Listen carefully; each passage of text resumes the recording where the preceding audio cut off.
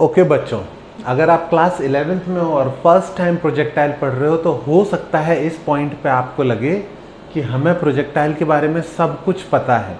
हमें उसकी range, maximum height और time of period, time of flight तीनों कैलकुलेट करना आते हैं। लेकिन बिलीव मी, ये सिर्फ शुरुआत है। प्रोजेक्टाइल के बारे में हमें 3 चीज़ें डिराइव कर ली। फर्स्ट, उसका टाइम ऑफ फ्लाइट जिसका फॉर्मूला है 2u sin theta by g. Second, उसकी रेंज जिसका फॉर्मूला है u स्क्वायर साइन 2 थीटा। यहां पर साइन 2 थीटा में थीटा का 2 से मल्टीप्लाई करना है, तब उसका साइन लेना है, ओके, बाई जी। और तीसरा है मैक्सिमम हाइट एच मैक्स जिसका फॉर्मूला है you square sine square theta by 2g। Okay, ये तीनों फॉर्मूले बहुत इंपॉर्टेंट हैं, आई अंडरस्टैंड, लेकिन इनसे ज़्यादा इंपॉर्टेंट है कि तुमको एक्सेलरेशन ड्यू टू ग्रेविटी का मीनिंग समझ में आ गया है। अगर वो मीनिंग तुम्हें समझ में आ गया है तो तुम एक एक सेकंड की प्रोजेक्टाइल की खबर रखते हो। तुम्हें पता है कि ये कहाँ जा रहा है, किस तरफ जा रहा है, किस एंगल पे जा रहा होगा, ओके, और इसका मोशन कैसा दिखाई देगा। तो ये तीनों का प्रूफ अब तुम्हें 3 बार कर लेना चाहिए ताकि तुम किसी भी एग्ज़ाम में, एटलीस्ट एनसीईआरटी के एग्ज़ाम में बहुत अच्छा परफॉर्म करो। इनके प्रूफ्स पूछे जाते हैं। लेकिन ये मत सोचना कि यही एनफ है, इसके आगे भी कहानी है और वो कहानी काफ़ी इम्पॉर्टेंट है। अभी तो हमें बस इतना पता चला है कि u स्पीड से जब थीटा डिग्री पे थ्रो करते हैं तो टाइम ऑफ फ्लाइट, रेंज और मैक्सिमम हाइट कितना आता है। इन फॉर्मूलों को कई बार लोग ऐसे भी लिख देते हैं, 2 initial velocity in y direction by g। क्यों? क्योंकि हमें पता था जब हमने x और y में ब्रेक किया था इस मोशन को, तो initial velocity in x direction I थी u cos theta, initial velocity in y direction I थी u sin थीटा। तो इसको क्या लिख सकते हैं, 2uy बाई जी। ये मोशन अंडर ग्रेविटी के फॉर्मूले से मैच कर गया जिसमें आंसर निकाला था 2u बाई जी, क्योंकि तब वेलोसिटी सिर्फ y डायरेक्शन की थी। रेंज के फॉर्मूले को हम लिख सकते हैं 2ux into U Y by G. ये क्यों लिख सकते हैं? क्योंकि ये velocity in x direction into time of flight से आया था। x डायरेक्शन की वेलोसिटी, x डायरेक्शन के मोशन को, x डायरेक्शन की वेलोसिटी को टोटल टाइम से मल्टीप्लाई किया था तो हमको रेंज का फॉर्मूला मिला था। तो इसको ये लिख सकते हैं, ऐसे भी याद रख सकते हैं। और तीसरा मैक्सिमम हाइट को लिख सकते हैं you y square by 2g, क्योंकि y डायरेक्शन की वेलोसिटी इनिशियली कितनी थी, u sin थीटा। तो एक सेट ऑफ फॉर्मूला तो तुम्हें याद रखना ही है, दूसरा सेट भी तुम्हें समझ में आना चाहिए। कई बार कंफ्यूज करने के लिए u और थीटा की जगह बोल देते हैं एक प्रोजेक्टाइल फेंका गया जिसकी वेलोसिटी थी, initial velocity a i cap plus b j cap. तो उन्होंने नेट वेलोसिटी की जगह दोनों कंपोनेंट दे दिए कि आगे की तरफ वेलोसिटी है a मीटर पर सेकेंड और ऊपर की तरफ वेलोसिटी है b मीटर पर सेकेंड। और अब इसकी रेंज निकालो तो तुम इसको किससे कंपेयर कर सकते हो? a को तुम लिख सकते हो u cos थीटा यानी कि ux, और b को तुम लिख सकते हो u sin थीटा यानी कि uy। और इस क्वेश्चन में बिना किसी मेहनत के मैं इसको एग्जाम्पल की तरह लिख देता हूं, इसको नोट डाउन कर लेना। ये प्रोजेक्टाइल की इनिशियल वेलोसिटी दी है, एक बॉल को इस वेलोसिटी से थ्रो किया है, बताइए उसकी रेंज, टाइम ऑफ फ्लाइट वगैरह क्या होगा। तो क्या करना है तुमको, b जो है वो किसकी वैल्यू गिवन है, u sin थीटा की, और a जो है वो किसकी वैल्यू गिवन है, u cos थीटा की।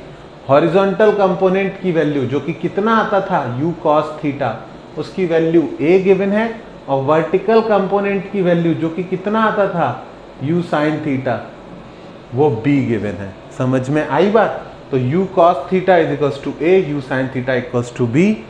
Range, time of flight, time of flight कितना होता है 2u y by G, 2u sine theta by G, तो वो कितना हो जाएगा 2b by ji. Maximum height कितनी आती है u y square by 2g, u square sine square theta by 2g, तो वो कितना हो जाएगा b स्क्वायर बाई 2g। और रेंज कितनी आती है 2ux uy बाई जी, यानी 2ab बाई जी। ये कोई नया कंसेप्ट नहीं पढ़ाया, बस बच्चों को कंफ्यूज करने के लिए कई बार एग्जामिनर u और थीटा की जगह a और b के टर्म्स में दे देते हैं, और लोग कंफ्यूज हो जाते हैं कि ना तो वेलोसिटी की नेट वैल्यू दी है ना थीटा की नेट वैल्यू दी है, हम कैसे सॉल्व करें।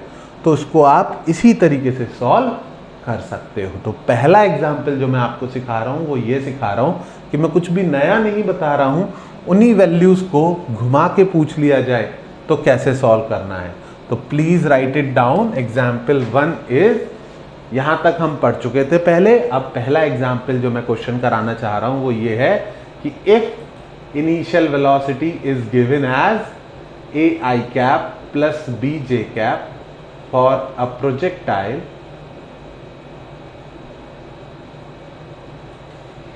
calculate range, time of flight and maximum height। Okay, पहला एग्जाम्पल ये नोट डाउन करो फटाफट, पॉज करके नोट डाउन कर सकते हो आप वीडियो को। अब हमें ये समझना है कि ये 3 के अलावा और बहुत सारी चीजें हैं जो पूछी जा सकती है। तो मैं 8 से 10 एग्जाम्पल्स लूंगा और वो सारी चीज़ें एक एक करके कैलकुलेट करना सिखाऊंगा।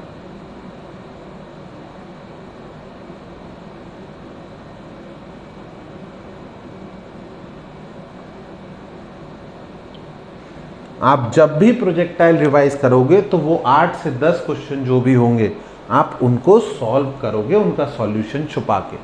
अगर आपने उनको सॉल्व कर लिया तो लगभग सारे कंसेप्ट आपके रिवाइज हो जाएंगे। इसको हटा दूं, ठीक है, लिख लिया होगा आप लोगों को तो टाइम लगता नहीं है, पॉज करके you can note down.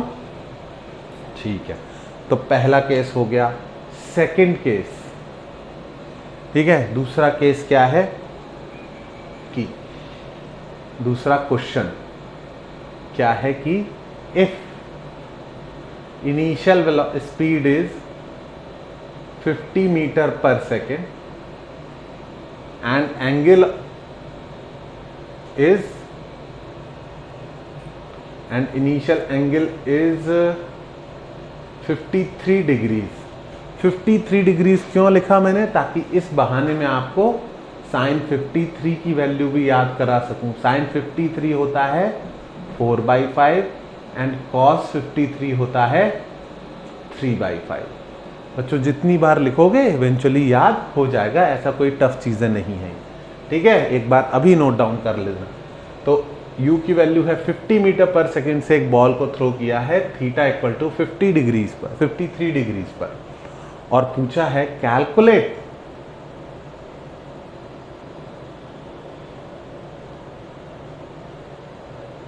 Angle made by velocity vector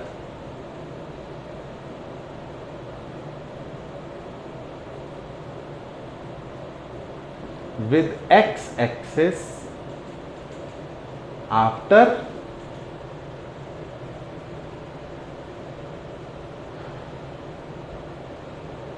3 seconds। 3 second बाद ये जो वेक्टर अभी थीटा डिग्री पर वेलोसिटी का है, ये एक्स एक्सिस से कितना एंगल बना रहा होगा। तो एक तरफ तो आपका कॉमन सेंस है जो कहता है कि ये ऐसे हो जाएगा, फिर ऐसे हो जाएगा, फिर ऐसे हो जाएगा, फिर ऐसे हो जाएगा, नीचे आ जाएगा। दूसरी तरफ आपकी कैलकुलेशन है। कैलकुलेशन क्या बताती है आपको कि जब ये ऊपर जाएगा अपने मोशन में, इस तरीके से अपने पाथ में जाएगा, तो इसकी कौन सी डायरेक्शन की वेलोसिटी चेंज नहीं होगी? एक्स वाली। क्यों नहीं होगी? क्योंकि एक्स डायरेक्शन में एक्सेलरेशन 0 होता है। और कौन से डायरेक्शन की वेलोसिटी चेंज होगी? वाई वाली, क्योंकि वाई डायरेक्शन की वेलोसिटी, वाई डायरेक्शन का एक्सेलरेशन माइनस जी होता है, डाउनवर्ड जी होता है। याद आ गया? तो इस डायरेक्शन की वेलोसिटी चेंज नहीं होगी, जबकि ऊपर के डायरेक्शन की वेलोसिटी कम होती जाएगी। पहले थोड़ी कम होगी, फिर और कम होगी, फिर 0 हो जाएगी, फिर नेगेटिव हो जाएगी, फिर और ज़्यादा नेगेटिव हो जाएगी। पर एक्स डायरेक्शन की वेलोसिटी कभी चेंज नहीं होती है। ठीक है, कोई बात नहीं। तो हमको t इक्वल टू 0 पर वैल्यूज पता है, कितनी कितनी है? u cos थीटा और u sin थीटा। और हमें निकालनी किस पॉइंट पर है? लेट्स से इस पॉइंट पर, t इक्वल टू 3 सेकेंड पर। ओके, तो t सेकेंड्स बाद की हमें वेलोसिटी कौन कौन सी डायरेक्शन की चाहिए? x डायरेक्शन की भी और y डायरेक्शन की भी। अब x डायरेक्शन में तो वेलोसिटी चेंज होगी नहीं। क्यों नहीं होगी? क्योंकि v is equals to u plus at होता है और एक्सेलरेशन 0 है। तो x डायरेक्शन की वेलोसिटी तो हमेशा कितनी रहेगी? u cos theta. यहां पर ग्राफ में भी दिख रहा है u cos थीटा, यहां पर भी u cos थीटा, यहां पर भी u cos थीटा, ऊपर भी, और सब जगह u cos थीटा। तो इसकी तो चिंता करनी नहीं है। चेंज कौन सी होगी? चेंज होगी y डायरेक्शन की वेलोसिटी, जो पहले कितनी थी? u sin theta. तो x डायरेक्शन की वेलोसिटी चेंज नहीं होगी, पर y की चेंज हो जाएगी, और y की चेंज हो जाएगी तो नेट वेलोसिटी भी चेंज हो जाएगी। इसकी जगह अब इन दोनों का रिजल्टेंट कुछ और आएगा, ये एक नया वेक्टर होगा। मैं आगे की सिचुएशन हटा देता हूं, वो कंफ्यूज करेगा। तो u की जगह अब जो नई वेलोसिटी है वो कुछ और ही होगी, v वेक्टर। उसका x कंपोनेंट तो दोनों का सेम होगा, x डायरेक्शन की वेलोसिटी तो सेम है, पर y डायरेक्शन की वेलोसिटी चेंज हो गई। चूंकि y डायरेक्शन की वेलोसिटी कम हो गई, चेंज हो गई, इसलिए नेट वेलोसिटी भी चेंज हो जाएगी। क्या ये बात समझ में आ रही है बच्चों? एक कंपोनेंट दोनों वेक्टर्स का सेम है, पर दूसरा कंपोनेंट दोनों का अलग अलग है, तो उनका एंगल भी कुछ और आएगा और उनकी वैल्यू भी कुछ और आ सकती है। तो हमें कैलकुलेट करना पड़ेगा। तो लिटरली u वेक्टर और v वेक्टर में u के दोनों कंपोनेंट पता है, v का एक कंपोनेंट पता है, तो निकालना क्या है? इसका x कंपोनेंट तो पता है, इसका y कंपोनेंट निकालना है। तो निकालना क्या है? y डायरेक्शन की वेलोसिटी निकालनी है। y डायरेक्शन की वेलोसिटी, v का फॉर्मूला एक ही तो है, u प्लस at। बस यहां पर एक्सेलरेशन 0 नहीं है, कितना है? u cos theta minus gt। Acceleration minus g है, तो t सेकंड बाद वेलोसिटी का y कंपोनेंट कितना होगा? u cos theta, my mistake, u sin theta. y direction की वेलोसिटी कितनी है? u sin theta. तो उससे कुछ कम हो जाएगी। एक सेकंड में कितना कम होती है? 10 मीटर पर सेकंड। तो 2 सेकंड में कितना कम हो जाएगी? 20। तो 3 सेकंड में कितना हो जाएगी? 30। फॉर्मूला लिखें तो क्या लिखेंगे?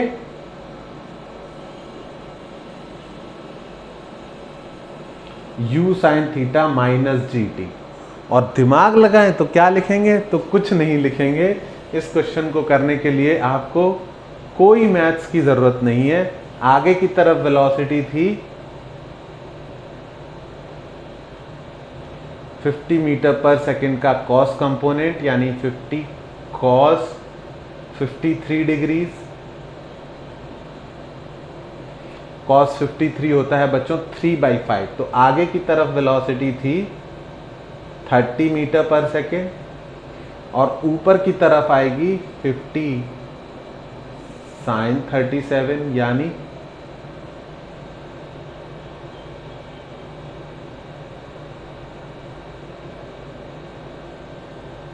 माई मिस्टेक बच्चों, cos 53 की वैल्यू है 3/5। तो ये तो मैंने सही लिखा है 30 मीटर पर सेकेंड, ये मैं गलत बोल रहा था। साइन 37 नहीं, साइन 53 डिग्री, तो ये आएगी 40 मीटर पर सेकेंड। ओके, तो आगे की तरफ कितनी वेलोसिटी से थ्रो किया है? 30 मीटर पर सेकेंड। ऊपर की तरफ कितनी वेलोसिटी से थ्रो किया है? 40 मीटर पर सेकेंड। ठीक है, t = 0 पर ऊपर की तरफ कितनी वेलोसिटी है? 40 मीटर पर सेकेंड। 1 सेकेंड बाद ग्रेविटी कितना कम कर देगी? 10 मीटर पर सेकेंड। किसको कम करेगी? x डायरेक्शन की वेलोसिटी को, y डायरेक्शन की वेलोसिटी को, या नेट वेलोसिटी को? तो तुम्हें बोलना है सर ये जो ग्रेविटी है ये y डायरेक्शन में होती है, जे कैप y डायरेक्शन में, तो ग्रेविटी सिर्फ y डायरेक्शन की वेलोसिटी को कम करेगी। तो 1 सेकेंड बाद y डायरेक्शन की वेलोसिटी कितनी रह जाएगी? 40 से कम होके 30 रह जाएगी। 2 सेकेंड बाद 20 रह जाएगी, और 3 सेकेंड बाद 10 रह जाएगी। तो जब हम तीसरे सेकंड पे पहुंचेंगे, तीसरे सेकंड पर ये आगे भी जा रही होगी हॉरिजॉन्टल वेलोसिटी की वजह से। तो जब हम तीसरे सेकंड पे पहुंचेंगे तो आगे की तरफ वेलोसिटी अभी भी अनचेंज होगी 30 मीटर पर सेकंड, पर ऊपर की तरफ वेलोसिटी सिर्फ कितनी बची होगी? 10 मीटर पर सेकंड। और नेट वेलोसिटी कुछ इस डायरेक्शन में होगी, v वेक्टर। ओके, ये v वेक्टर का एंगल फाई इस थीटा के बराबर नहीं आएगा। अगर आपसे कोई पूछे कि ये कितना है, तो आप tan फाई निकाल सकते हो यूजिंग tan फाई होगा परपेंडिकुलर अपॉन बेस, यानी vy अपॉन vx। vx तो कभी चेंज हुआ ही नहीं, vy कितना है? u sin theta minus gt।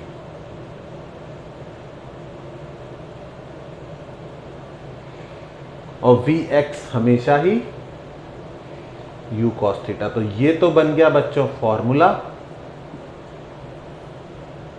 ये तो हो गया फॉर्मूला। और लॉजिक हमको क्या बताता है कि tan phi is equals to perpendicular कितना है? 10, और बेस कितना है? 30।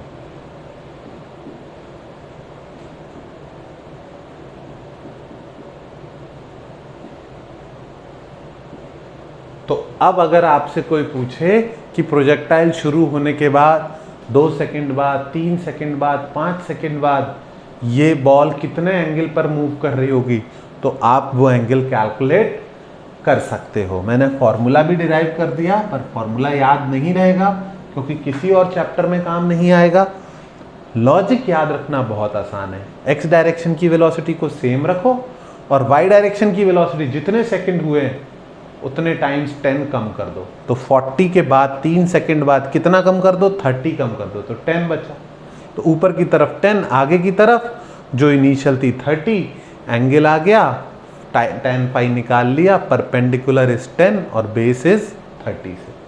आए समझ में? ठीक है, फॉर्मूले के ऊपर डिपेंडेंट मत होना, पर ये है कि फॉर्मूला आपको आना चाहिए। तो इस पूरे को नोट डाउन करो। This one is not the easy ones, okay. ये आसान वालों में काउंट नहीं होगा। वेलोसिटी का एंगल कैलकुलेट करने में कई लोगों को नहीं समझ में आता है कि एग्जैक्टली कौन सी चीज़ें चाहिए। आपको याद रखना है कि वेलोसिटी का एंगल कैलकुलेट करने के लिए आपको x और y दोनों डायरेक्शन के कंपोनेंट चाहिए होते हैं। Is that absolutely clear?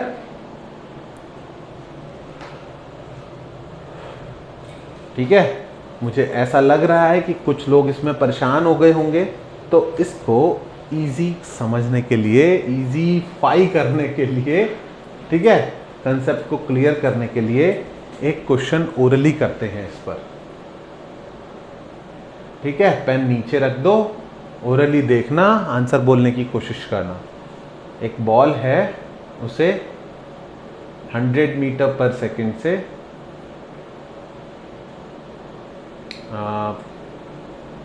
30 degree पे थ्रो किया है। ओके, मैंने थोड़ा बड़ा बना दिया पर कोई बात नहीं। 30 डिग्री एंगल पर थ्रो किया है 100 मीटर पर सेकंड से।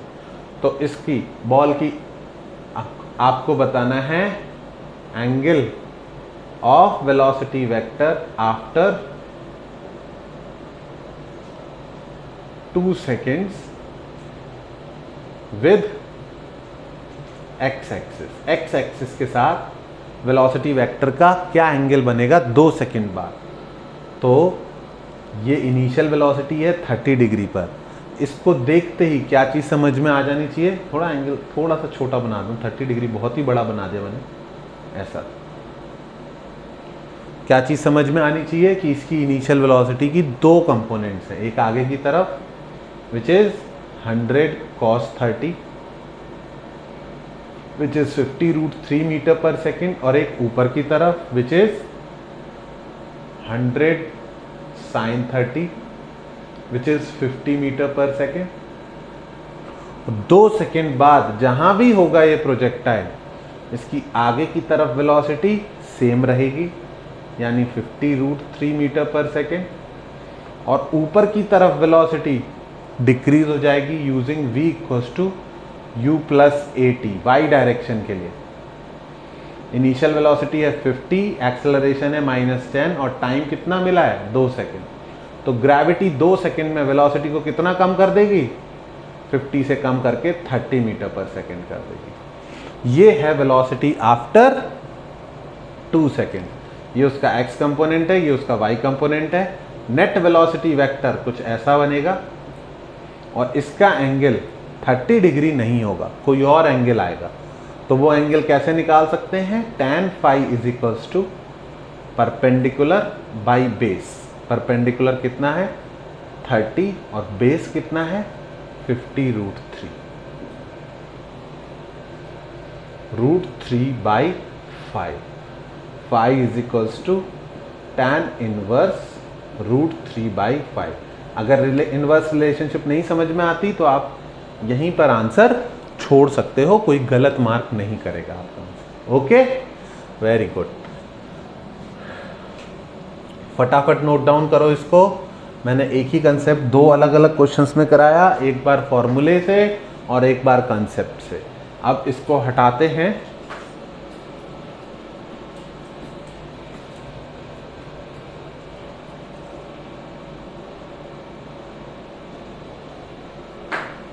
और कुछ अलग टाइप का क्वेश्चन लेते हैं।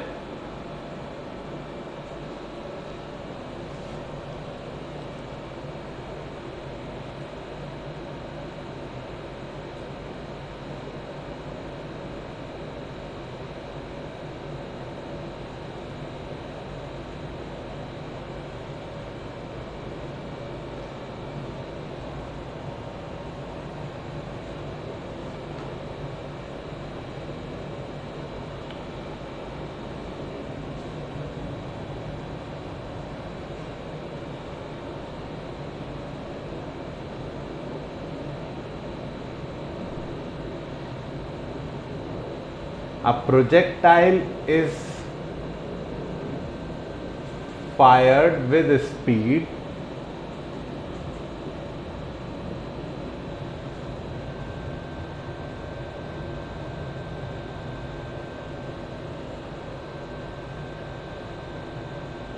u meter per second at an angle theta. Calculate the time when its velocity makes a 90 degree angle with initial velocity। तो वो टाइम फाइंड करना है जब प्रोजेक्टाइल की वेलोसिटी इनिशियल वेलोसिटी से 90 डिग्री एंगल बनाई। तो इस बार पहले तो थ्योरेटिकल देखते हैं कि अगर u स्पीड से थीटा डिग्री पर एंगल पे बॉल को फेंका है तो वेक्टर की डायरेक्शन कैसे होने वाली है, पहले ऐसे, फिर ऐसे, फिर ऐसे, फिर ऐसे, फिर ऐसे और फिर वापस से नीचे की तरफ। तो बच्चों इन सब में से क्या तुम्हें कोई वेक्टर दिखता है जो इसके परपेंडिकुलर हो सकता है? अगर इसको मैं v1 वेक्टर बोलूँ, इसको v2 वेक्टर बोलूँ, इसको v3 वेक्टर बोलूँ, v4 वेक्टर बोलूं और v5 वेक्टर बोलूं, अगर मैं बोलूं इनमें से हर किसी को खिसका के इसके पास ले जाके देखो, तो इनमें से कौन सा वेक्टर तुम्हें लग रहा है जो शायद इसके परपेंडिकुलर हो, तो आई थिंक तुम्हारा आंसर होगा या तो v4 या v5। v4 अगर पैरेलल शिफ्ट करूं तो लगभग कैसा दिख रहा है, इसके परपेंडिकुलर हो सकता है। ठीक है, हमें एग्जैक्ट टाइम निकालना है कि t इक्वल टू 0 पर अगर प्रोजेक्टाइल थ्रो किया तो t की किस वैल्यू पर, ये सारे बेकार हैं, t की किस वैल्यू पर जो वेलोसिटी है वो इनिशियल वेलोसिटी के परपेंडिकुलर लग रही है। ठीक है, एग्जैक्ट तो हम कैलकुलेट कर लेंगे। तो इस पॉइंट पर मैंने मान लिया कि वेलोसिटी वेक्टर है v वेक्टर, v4 भी मान सकता था पर एक ही है अब, तो मान लिया v वेक्टर है। तो सबसे पहले क्या मैं इनिशियल वेलोसिटी को वेक्टर फॉर्म में लिख सकता हूं? इतनी देर में तुमको याद हो गया होगा कि x कंपोनेंट होता है u cos थीटा और y कंपोनेंट आता है u sin थीटा। तो हम वेक्टर फॉर्म में क्या लिख सकते हैं? u cos theta i cap और u sin theta j cap. अब t सेकेंड्स के बाद वेलोसिटी निकालनी है। इस बार हम वेक्टर फॉर्म में लिख रहे हैं। अभी तक हम क्या करते थे, हर बार x डायरेक्शन और y डायरेक्शन का मोशन अलग अलग बनाते थे। तो कंफ्यूज मत होना बच्चों, उससे करते तब भी यही आंसर आता। x डायरेक्शन की velocity u cos theta, y direction की initial velocity u sin theta, x direction का एक्सेलरेशन 0, y डायरेक्शन का एक्सेलरेशन -g। t सेकेंड्स बाद x डायरेक्शन की वेलोसिटी u प्लस at, लेकिन एक्सेलरेशन ही 0 है, तो x डायरेक्शन की velocity same u cos theta, y direction की velocity u y minus gt। मैंने एक ही स्टेप में लिख दिया, v is equals to u plus at लिखना चाहिए था और फिर दूसरे स्टेप में लिखना चाहिए था u sin theta minus gt। Anyway t seconds बाद दोनों डायरेक्शन की वेलोसिटी आपको पता है, x डायरेक्शन की वेलोसिटी अनचेंज और y डायरेक्शन की वेलोसिटी माइनस gt। ठीक है, जो भी था इनिशियली माइनस gt। तो वेलोसिटी वेक्टर में लिख सकता हूं u cos theta i cap, ये अनचेंज रहा, और ये u sin theta minus gt, ये चेंज हो गया। t टाइम्स g का t से मल्टीप्लाई करके, 10 का t से मल्टीप्लाई करके उतने टाइम्स कम कर दिया हमने। तो बच्चों कंडीशन वो ढूंढनी है जब ये वेलोसिटी इस वेलोसिटी के क्या हो जाए, परपेंडिकुलर हो जाए। तो परपेंडिकुलर की दो वेक्टर्स की क्या कंडीशन होती है, u vector dot v vector equal to 0। याद है कि भूल गए, a vector dot b vector होता था magnitude of a into magnitude of b into cos theta. अगर दो वेक्टर्स परपेंडिकुलर हैं तो ये magnitude of a into magnitude of b कितना भी बड़ा हो, cos 90 कितना हो जाता था, 0। तो if a vector is perpendicular to b vector, उनका डॉट प्रोडक्ट कितना होना चाहिए, 0 होना चाहिए। ओके, दूसरी चीज, अगर a वेक्टर दिया हुआ है a i cap plus b j cap और b वेक्टर दिया हुआ है p i cap plus q j cap, तो आप इनका डॉट प्रोडक्ट दूसरे तरीके से भी निकाल सकते हो। डायरेक्टली x का कोएफिशिएंट x से मल्टीप्लाई कर दो ap और y का कोएफिशिएंट y से मल्टीप्लाई कर दो bq।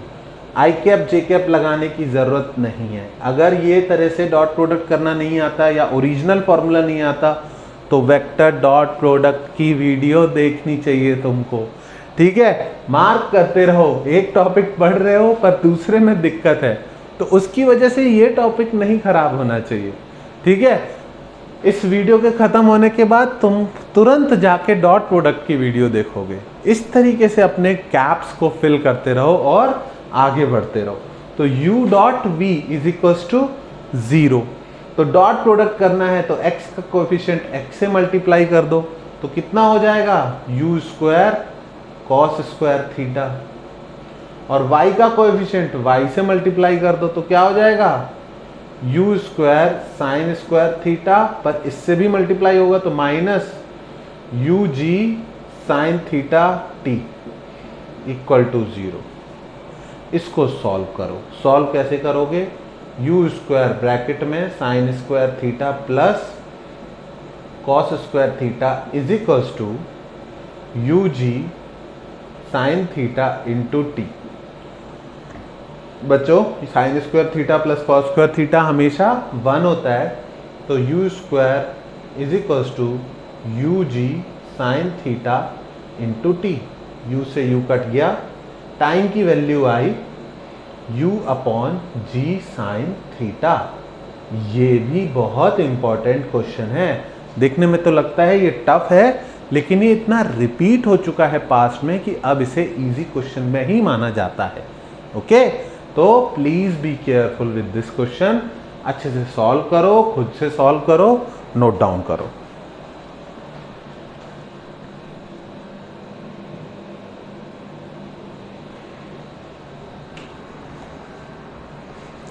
ओके बच्चों, ये नोट डाउन कर लिया होगा आपने। आगे बढ़ते हैं प्रोजेक्टाइल में। तुम देख रहे होगे कि कैसे प्रोजेक्टाइल के ज़्यादातर अच्छे क्वेश्चंस में ये 3 फॉर्मूले यूज़ नहीं आ रहे।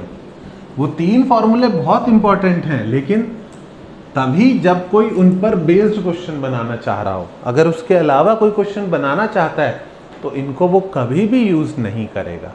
ठीक है, लेकिन हाँ, एक फेमस है क्वेश्चन जो इन तीनों पर बेस्ड है। उसमें क्या करते हैं, इसको मैं एज अ नोट ही लिखा देता हूं। ठीक है, नोट क्या है कि अगर 2 प्रोजेक्टाइल फेंके जाएं विद सेम स्पीड, लेकिन एक का एंगल लिया जाए अल्फा इक्वल टू थीटा, जबकि दूसरे का एंगल लिया जाए beta is equals to 90 minus theta, तो इस केस में इन दोनों का रेंज सेम आएगा। रेंज सेम आएगा, बट पहली चीज तो दोनों प्रोजेक्टाइल एक ही लड़का फेंक रहा है, या एक ही फुटबॉलर किक मार रहा है, या एक ही कैनन से दोनों बॉल फायर कर रहे हैं। ठीक है, तो u जो है वो सेम है। तो दोनों के केस में इनिशियल वेलोसिटी इज u। ठीक है,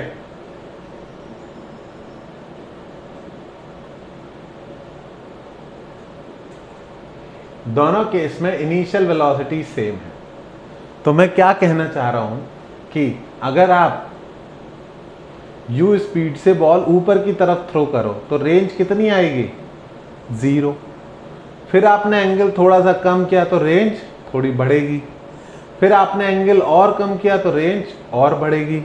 फिर आपने एंगल और कम किया तो रेंज और बढ़ेगी। लेकिन आपने और एंगल अगर कम किया, फर्दर कम किया, तो अब रेंज बढ़ने की जगह वापस से कम होने लग जाएगी।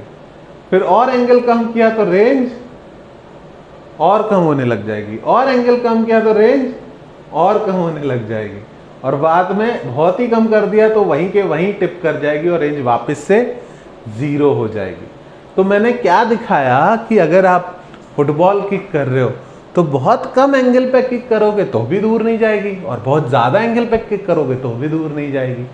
तो इसका मतलब there will be 2 angles for every range, एक कम वाला और एक बहुत ज़्यादा वाला। ठीक है, और एक्सपेरिमेंटली हमको पता चला, जिसको हम मैथमेटिकली प्रूव भी कर लेंगे, कि वो दोनों एंगल अगर कॉम्प्लीमेंट्री हो। कैसे हो? कॉम्प्लीमेंट्री मतलब इफ अल्फा प्लस बीटा कितना हो रहा हो 90 डिग्री, यानी अल्फा या बीटा को हम क्या लिख सकते हैं 90 माइनस अल्फा, या अल्फा को क्या लिख सकते हैं 90 माइनस बीटा। तो इनमें से कोई भी कंडीशन गिवन हो, यूजुअली ये वाली गिवन होती है, दिख भी जाती है। यानी अल्फा 30 हो तो बीटा 60 हो, अल्फा 15 डिग्री हो तो बीटा 75 डिग्री हो, अल्फा 37 डिग्री हो तो बीटा 53 डिग्री हो। इनमें से कोई भी सेट है तो सेम स्पीड से थ्रो करने पर दोनों केस में रेंज सेम आएगी।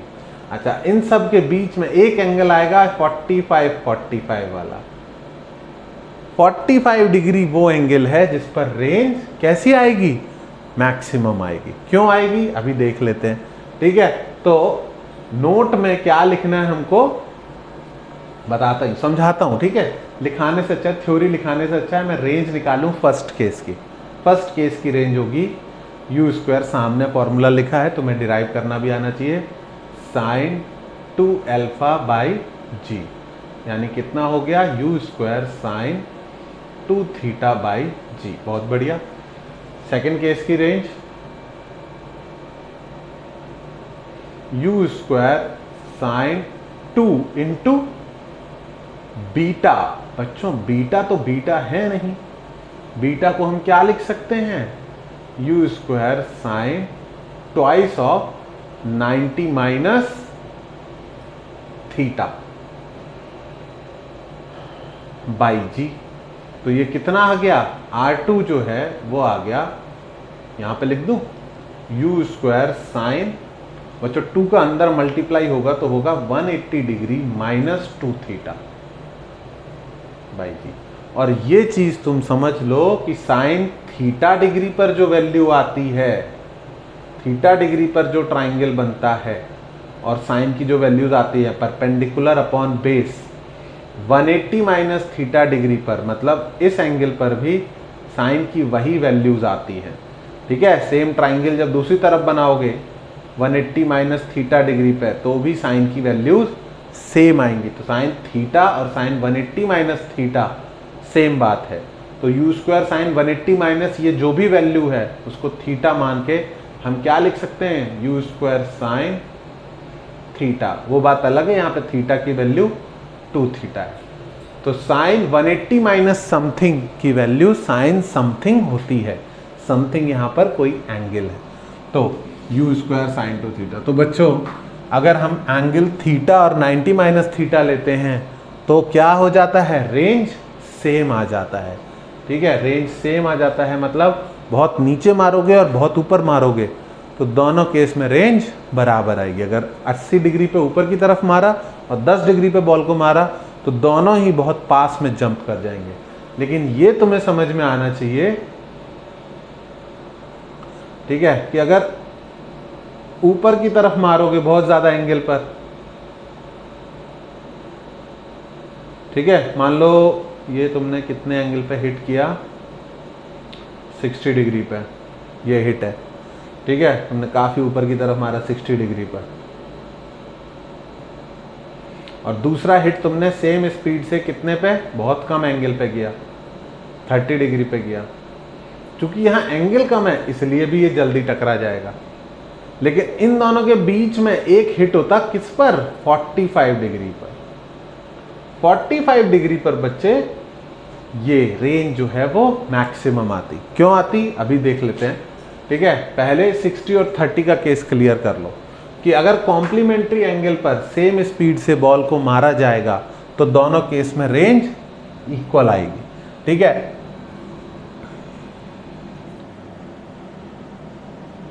पर सिर्फ रेंज ही इक्वल आएगी, हाइट अलग अलग होगी दोनों केस में। क्यों अलग अलग होगी देख लो भाई, इसमें और इसमें रेंज इक्वल है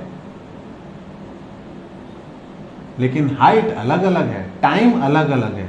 हाइट इसमें कितनी आएगी, you square sine square theta by 2g, और यहां पर हाइट कितनी आएगी, यू स्क्वायर साइन स्क्वायर, यहां एंगल कितना है 90 minus theta by 2g। Sine 90 minus theta sine theta के बराबर नहीं होता, वो किसके बराबर होता है, कॉस थीटा के। तो यहां हो जाएगा cos square theta by 2g। तो सिर्फ रेंज इक्वल होती है कॉम्प्लीमेंट्री एंगल्स पर, हाइट अलग अलग होती है और टाइम ऑफ फ्लाइट भी अलग अलग होता है। टाइम ऑफ फ्लाइट होता है 2u साइन थीटा बाई जी इसके लिए, और इसके लिए 2u sine 90 minus theta by G. तो ये कितना आया, 2u cos theta by G. तो बच्चों ये तुम्हें रटना नहीं है, दिस थिंग इज समथिंग जो आप फट से थीटा और 90 माइनस थीटा लेके कैलकुलेट कर सकते हो। तो फिर मैं तुम्हें अलग से क्यों बता रहा हूँ, क्योंकि जब आएगा तो तुम्हें ऐसा ना लगे कि इसे करने में बहुत टाइम लग सकता है या ये क्वेश्चन मुझे छोड़ देना चाहिए। ठीक है, दोनों का टाइम ऑफ फ्लाइट अलग अलग है, दोनों की हाइट अलग अलग है, दोनों का एंगल अलग अलग है, एक थीटा, एक 90 माइनस थीटा पर है और एक थीटा डिग्री पर है। ठीक है, लेकिन दोनों की रेंज सेम है as long as alpha plus beta कितने हो रहे हैं, 90 डिग्री।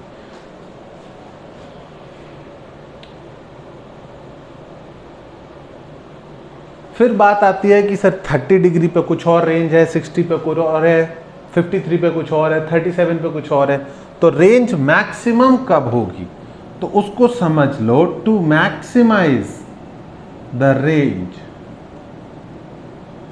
रेंज का फॉर्मूला क्या है, R is equal to U square sine 2 theta by G. अब बच्चे जितनी स्पीड से बॉल फेंक सकता है लड़का उतनी से फेंक रहा है मैक्सिमम, इसको तो चेंज नहीं कर सकते, ग्रेविटी को चेंज नहीं कर सकते।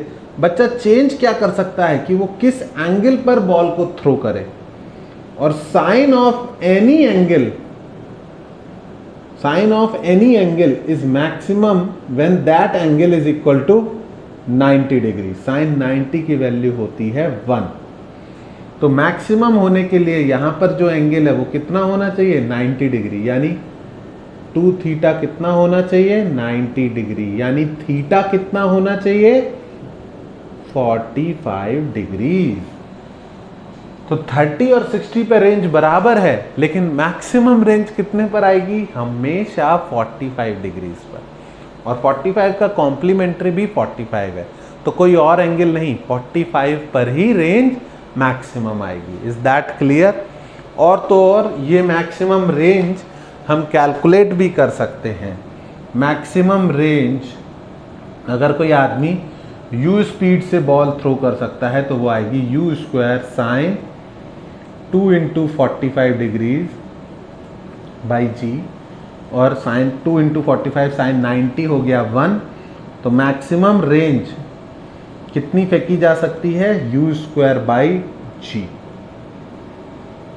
अगर कोई लड़का u स्पीड से बॉल थ्रो कर सकता है तो वो मैक्सिमम कितनी डिस्टेंस तक थ्रो कर सकता है, यू स्क्वायर बाई जी। उससे ज़्यादा से थ्रो, उससे ज़्यादा तक थ्रो नहीं कर सकता, चाहे किसी भी एंगल पे थ्रो करता रहे। ओके, तो ये मैंने इसलिए सिखाया कि कई बार बोल देते हैं कि दो कॉम्प्लीमेंट्री एंगल्स पे बॉल थ्रो करी गई, एक में हाइट h1 है, एक में h2, एक में टाइम ऑफ फ्लाइट t1 है, दूसरे में t2, रेंज दोनों में r है।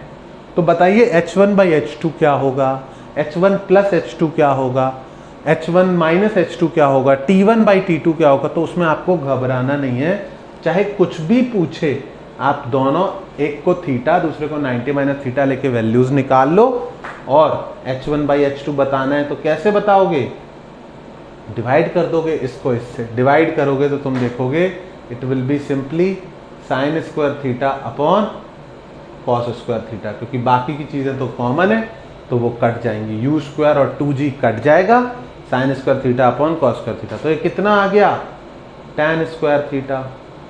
समझ में आया? अच्छा, और अगर कोई पूछ ले कि h1 प्लस h2 कितना होगा तो भी नहीं कोई चिंता की बात, तो ये हो जाएगा U square by 2g bracket में sine square theta plus cos square theta. ये चीज़ बच्चों 1 होती है, तो ये कितना हो गया, यू स्क्वायर बाई 2g।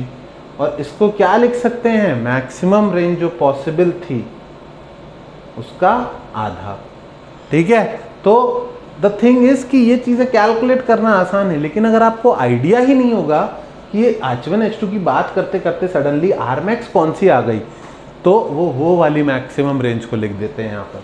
तो इट इज समथिंग जो अगर पहले देखा भी होगा आपने, कोई पूछ ले t1 बाई t2 कितना होगा, तो चिंता नहीं, t1 को t2 से डिवाइड कर दो, 2u बाई जी कट जाएगा, आएगा sine theta upon cos theta, कितना हो गया, tan थीटा।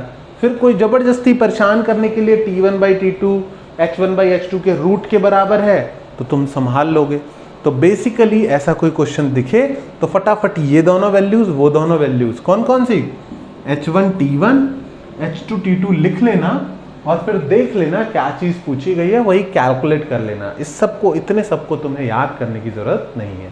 फिर क्या याद रखना है कि एट कॉम्प्लीमेंट्री एंगल्स पर अगर एक थीटा डिग्री पे फेंका गया और दूसरा 90 माइनस थीटा डिग्री पे फेंका गया है, the range of two projectiles is same thrown with same speed. Initial velocity दोनों की, इनिशियल स्पीड दोनों की सेम है, इनिशियल वेलोसिटी का मैग्नीट्यूड दोनों का सेम है, डायरेक्शन अलग अलग है। ओके ओके बच्चों, इसको भी फटाफट नोट डाउन करो, फिर आगे बढ़ते हैं।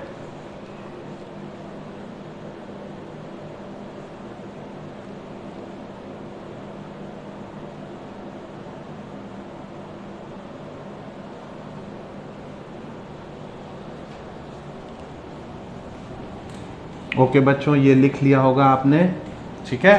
दिस वाज अगेन समथिंग जो टफ नहीं है, बस लेंदी है थोड़ा सा, इसलिए लोग इससे डरते हैं, उनको लगता है कि टाइम लग जाएगा। तो let's move on to next question. उसकी कोई ज़रूरत नहीं है, 2 मिनट में कैलकुलेट कर सकते हो।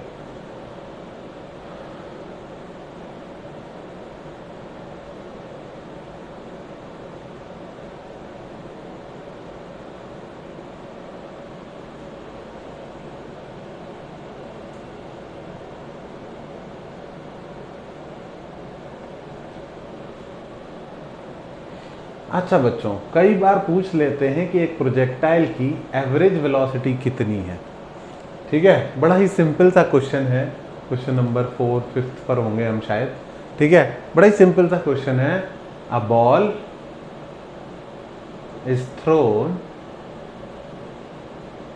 विद स्पीड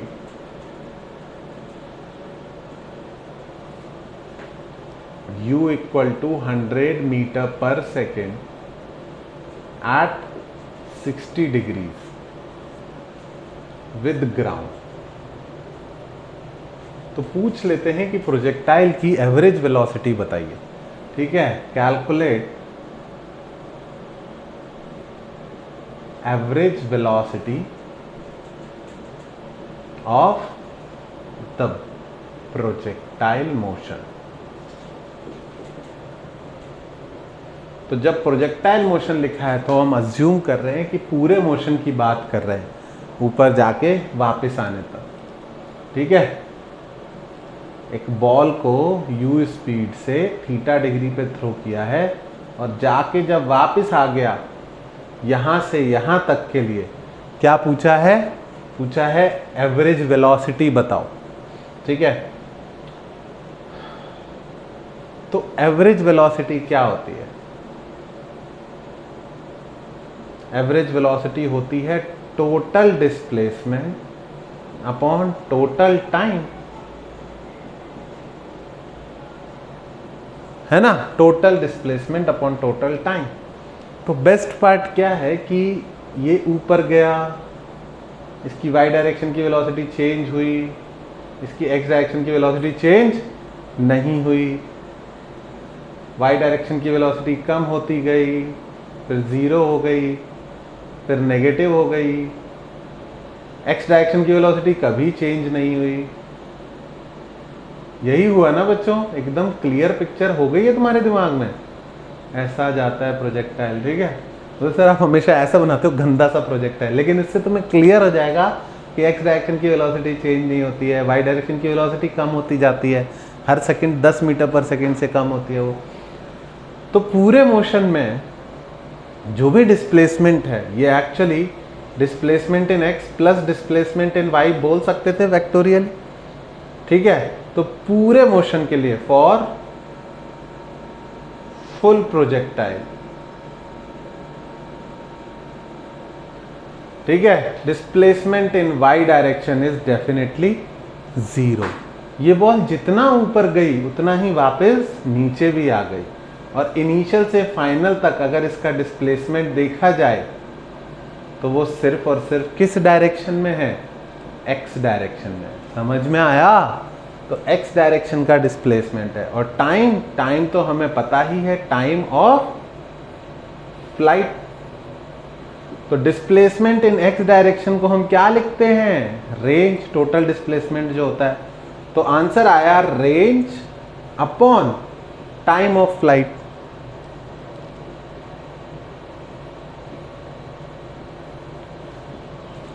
लेकिन एक दूसरी चीज भी सोचो कि y डायरेक्शन में नेट डिस्प्लेसमेंट 0 है, तो y डायरेक्शन की एवरेज वेलोसिटी 0, और x डायरेक्शन में तो वेलोसिटी चेंज ही नहीं हुई कभी, तो x डायरेक्शन की एवरेज वेलोसिटी कांस्टेंट। जब कोई चीज कांस्टेंट है तो उसका एवरेज उतना ही आएगा। तो एवरेज वेलोसिटी x डायरेक्शन की और y डायरेक्शन की, x डायरेक्शन की तो कांस्टेंट है और y डायरेक्शन की 0 है। जब कोई चीज कांस्टेंट है तो उसका एवरेज भी सेम ही है। भाई जो चीज चेंज ही नहीं हो रही उसका एवरेज तो वही आएगा ना। तो आंसर क्या आना चाहिए, x डायरेक्शन की constant velocity which is u cos theta. अब चेक करते हैं कि हमारे लॉजिक से भी वो आता है या नहीं। रेंज का फॉर्मूला क्या होता है, u square sine 2 theta by G, और टाइम ऑफ फ्लाइट क्या होता है, 2u sine theta by G. G से जी गया, u से u गया, ये आ गया u sine 2 theta by 2 sine theta. और एक चीज तुमको याद रखनी है कि साइन 2 थीटा का फॉर्मूला होता है 2 साइन थीटा कॉस थीटा। अगर ये चीज नहीं आती तो बेसिक मैथ्स वाला आप वीडियो देख लो। 2 साइन थीटा से 2 साइन थीटा कट गया, क्या आंसर आया, u cos थीटा। तो अगली बार से कैलकुलेट मत करना, लॉजिक से लिखना क्या कि y डायरेक्शन में डिस्प्लेसमेंट हुआ नहीं तो y डायरेक्शन का नेट डिस्प्लेसमेंट 0 है, तो y डायरेक्शन की एवरेज वेलोसिटी 0 है। x डायरेक्शन में वेलोसिटी कांस्टेंट ही थी तो एवरेज भी उतनी ही होगी, और कांस्टेंट कितनी थी, u cos थीटा। तो प्रोजेक्टाइल की एवरेज वेलोसिटी कितनी होती है, u cos थीटा। जब भी बच्चों सेम हाइट से सेम हाइट तक की बात कर रहे हैं, मतलब y डायरेक्शन का डिस्प्लेसमेंट क्या होना चाहिए, 0। सेम पॉइंट से सेम पॉइंट के लिए अगर पूछेंगे, अधूरे प्रोजेक्टाइल में भी पूछे a से b तक की एवरेज वेलोसिटी, बोलोगे u cos थीटा। अगर कोई पूछे c पॉइंट से d पॉइंट तक की एवरेज वेलोसिटी, तब भी तुम बोलोगे u cos थीटा। कोई बोले e पॉइंट से f पॉइंट तक की एवरेज वेलोसिटी, तब भी तुम बोलोगे u cos थीटा। अगर सेम हाइट लेवल पर दो पॉइंट्स की बात करें तो एवरेज वेलोसिटी ऑफ प्रोजेक्टाइल कितनी बोलोगे, u cos थीटा। फटाफट नोट डाउन करो इसको भी। ओके बच्चों, लिख लिया तुमने, पॉज करके लिख सकते हो तुम, ठीक है, समझदार हो इतना। अगला क्वेश्चन करते हैं हम।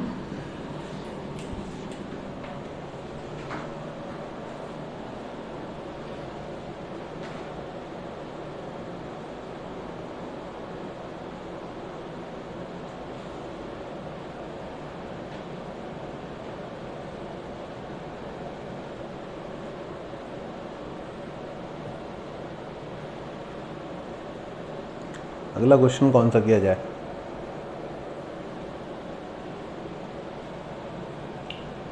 एक काम करते हैं, आज बहुत क्वेश्चन किए हैं, लास्ट क्वेश्चन में तुम ना एक नॉर्मल प्रोजेक्टाइल की तीनों चीज़ें कैलकुलेट कर दो, मैं नहीं हेल्प करूंगा, खुद से कर देना, ठीक है, क्योंकि फिर हम नेक्स्ट क्लास में वो वाले क्वेश्चन लेंगे जिनमें प्रोजेक्टाइल अधूरे रह जाते हैं। रास्ते में दीवार आ जाती है, रास्ते में बिल्डिंग आ जाती है, कभी बिल्डिंग के ऊपर से नीचे फेंक देते हैं प्रोजेक्टाइल, कभी नीचे से बिल्डिंग के ऊपर प्रोजेक्टाइल फेंक देते हैं, कभी कभी सीधा प्रोजेक्टाइल फेंक देते हैं। तो वो सब हम नेक्स्ट क्लास में करेंगे।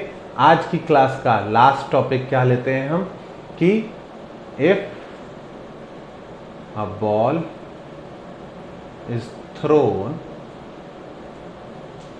With 200 metre per second at an angle of 53 degrees. मेरे दिमाग में कुछ खुफिया आइडिया है तुम लोगों के लिए, ठीक है। कैलकुलेट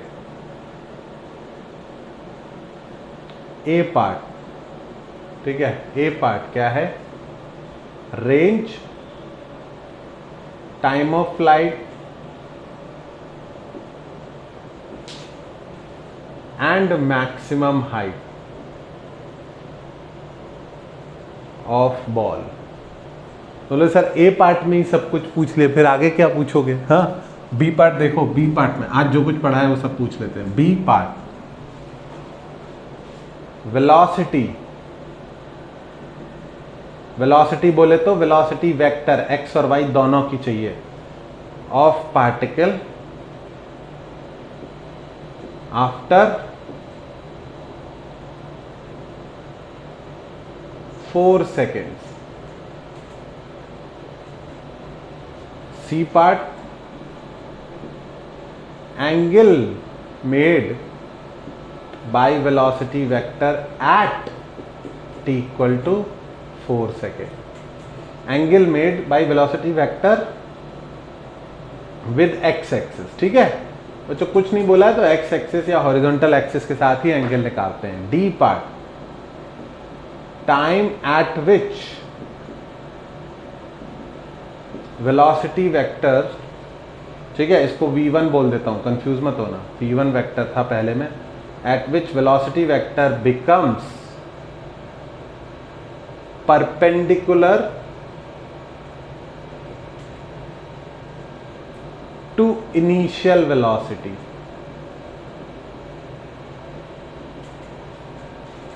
ई पार्ट, और क्या पढ़ाया आज? और क्या पढ़ाया मैंने तुमको आज? मैंने पढ़ाया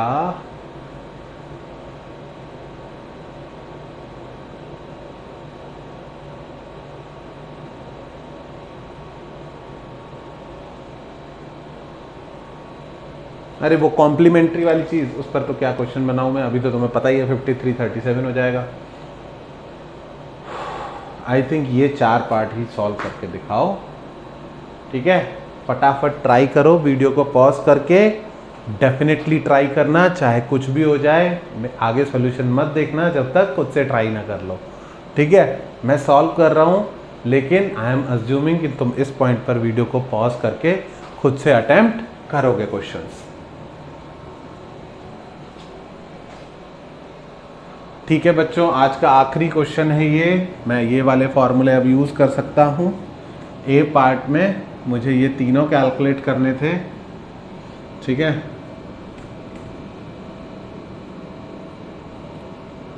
ओहो माय बैड, मैंने साइन 53 की वैल्यू नहीं बताई, ठीक है, थोड़ी देर पहले लिखी थी, याद थी कि नहीं? साइन 53 डिग्रीज होता है 4/5 और cos 53 होता है 3/5, ओके, ठीक है। चलो इसकी वैल्यू यहाँ पर पुट करो, 2u 2 × 200 into sine 53 is 4/5 upon 10।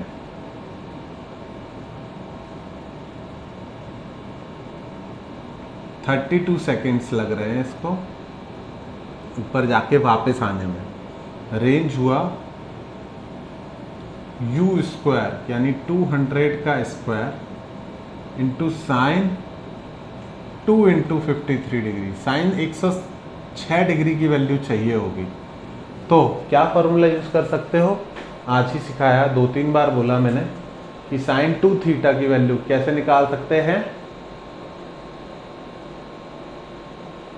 2 sine theta cos theta, okay, घबराने का नहीं इसमें, ओके, हमेशा इसको यूज कर सकते हैं। ये हो जाएगा 4000 इंटू 2 × साइन 53 कॉस 53।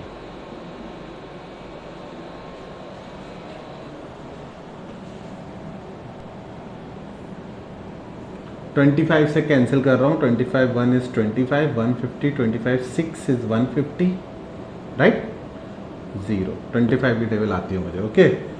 3 2 ज़ा 6 4 ज़ा 24 × 16, तो 20 + 4 × 20 - 4, तो 20² - 4², तो 400 - 16 384 बच्चों प्लीज कैलकुलेशन चेक कर लेना, I am terrible at calculation. Okay, तो 3840 मीटर आ रहा है।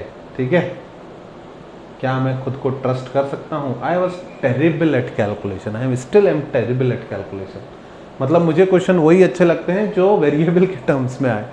ठीक है, नंबर के टर्म्स से तो बहुत डर लगता है, पर फिर भी एक बार देख लेते हैं। 16 2 इज 32, 32 इंटू 4, 32 इंटू 4 इज 3 4 ज़ा 12, 128 इंटू 3, तो 300 प्लस 28 इंटू 3, 28 इंटू 3, 90 माइनस 6, 384 ही सही लग रहा है मुझे। ओके, और लास्ट अगर गलत हो तो कमेंट्स में मजाक नहीं उड़ाना मेरा। ठीक है, maximum height is u square sine square theta by 2g, तो वो कितना हो जाएगा 4000 इंटू साइन 53 का स्क्वायर यानी 4/5 का स्क्वायर अपॉन 20। तुम ये सोचो कि कैलकुलेशन करना और आंसर ऐसे डायरेक्टली देखने में कितना फर्क है। सिंपल सा क्वेश्चन है पहला, लेकिन जब कैलकुलेट करना पड़ता है तो 10 जगह गलती होने का चांस है। 50 से काटेंगे 0 से 0 गया, 5 से काटेंगे 5 0 1280 मीटर्स, ये सब आ गया। ठीक है, फर्स्ट पार्ट हो गया। B part, velocity of particle after 4 second. तो बच्चों बी पार्ट को मेरे लिए कोई फॉर्मूला नहीं यूज करूंगा मैं। आगे की तरफ वेलोसिटी है u cos थीटा, इस केस में कितनी है 200 इंटू cos 53 है 3/5 यानी 120 मीटर पर सेकेंड आगे की तरफ है, और ऊपर की तरफ बच्चों आएगी 160 मीटर पर सेकेंड। कैसे आएगी? u साइन थीटा से। खुद से कैलकुलेट करके देखो। तो आगे की तरफ वेलोसिटी 120 मीटर पर सेकेंड है, ऊपर की तरफ 160 मीटर पर सेकेंड है। कितने सेकंड्स बाद की बात करनी है हमको? हमें बात करनी है 4 सेकंड बाद। 4 सेकंड बाद क्या आगे की वेलोसिटी चेंज होगी? नहीं, वो अभी भी कितनी होगी 120 मीटर पर सेकेंड। क्या ऊपर की वेलोसिटी कम हो जाएगी? हाँ, ग्रेविटी 1 सेकंड में 10 कम करती है, तो 4 सेकंड में 40 कम कर देगी। तो 160 में से 40 माइनस किया तो कितना बचा 120 मीटर पर सेकेंड। जो मैंने अभी अभी बोला दोबारा सुनो रिवाइंड करके, ये इंपॉर्टेंट था। ग्रेविटी 1 सेकंड में कितना कम करती है वाई डायरेक्शन की वेलोसिटी को? 10 मीटर पर सेकंड। 4 सेकंड में 160 को कितना कर देगी? 40 कम कर देगी 120। यानी इस पॉइंट पर इसकी वेलोसिटी आगे भी 120 होगी, ऊपर की तरफ भी 120 होगी। ये होगा velocity vector. Initial velocity vector कुछ और एंगल पे था, फाइनल वेलोसिटी वेक्टर कुछ और एंगल पर है। वो एंगल मैंने सी पार्ट में पूछा है। पहले बी पार्ट का आंसर अगर कोई बोले लिख दो वेक्टर में, तो तुम लिखोगे 120 i cap plus 120 j cap. और फिर सी पार्ट में अगर कोई बोले एंगल निकाल दो tan फाई, तो तुम बोलोगे एंगल होता है परपेंडिकुलर अपॉन बेस, यानी 120/120 यानी 1। तो फाई कितना आया 45 डिग्री। और डी पार्ट क्या है? Time at which velocity becomes perpendicular to initial velocity. तो इनिशियल वेलोसिटी लिखोगे तुम 120 i कैप आगे की तरफ और 160 j कैप ऊपर की तरफ। और t सेकंड्स बाद की वेलोसिटी, t सेकंड, इस बार t पता नहीं है। पिछले केस में t 4 सेकंड था, इस बार टाइम पूछा गया है। तो t सेकंड बाद ये तो सेम रहेगा, ये हो जाएगा 160 माइनस gt j कैप। बच्चों सारे नंबर्स हैं, तो मैं g की वैल्यू क्या लिखना चाह रहा हूं 10। Please understand it. और अब मैं इन दोनों का डॉट प्रोडक्ट 0 करने वाला हूं, क्योंकि दो वेक्टर्स जब परपेंडिकुलर होते हैं तो उनका डॉट प्रोडक्ट 0 होता है। ये आएगा 144 100 प्लस 16 का स्क्वायर होता है बच्चों 256 100 माइनस ये होगा 1600 t। और इसको सॉल्व करेंगे तो ये हो जाएगा 40,000 I think divided by 1600 is equals to t. बच्चों प्लीज कैलकुलेशन चेक कर लेना, गलत हो सकता है मेरे से। 16 2 ज़ा 32, 8 16 5। आई होप ये सही है, पर गलत है तो भी मेरा मेथड सही है और तुमको खुद से कैलकुलेट करना चाहिए। ओके, बस आज के लिए प्रोजेक्टाइल में इतना ही। नेक्स्ट में हम इक्वेशन ऑफ ट्रेजेक्ट्री करेंगे और हम देखेंगे incomplete projectile from a building towards a building, horizontal projectile, ये सारे केसेस सॉल्व करेंगे। ठीक है बच्चों, take care, best of luck. My name is Anshul Gupta and I teach in Janakpuri, Delhi.